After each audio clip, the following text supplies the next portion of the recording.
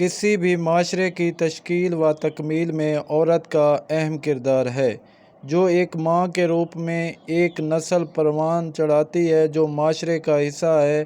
اور آج کا معاشرہ کس نیز پر ہے، کیونکہ اس میں ہماری عورت کا کتنا کردار و اختیار ہے، تربیت کرنا کس کا ذمہ ہے، کیا ہم سب صحیح کر رہے ہیں؟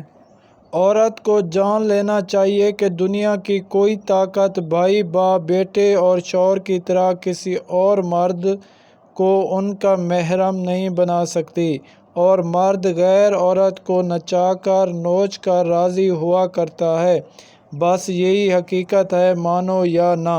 عورت کو مرد کے تابع کرنا انسانیت کی تکمیل ہے، کیونکہ عورت جذبہ و احساس میں مرد سے زیادہ ایکٹیو ہوتی ہے، مگر فیصلہ کرنے میں اس کا زور نہیں چلتا۔ یہ بہت جلد بہل جاتی ہے، باتوں میں آ جاتی ہے، تو مرد کو حاکم رکھ کر بگاڑ نہ ہو۔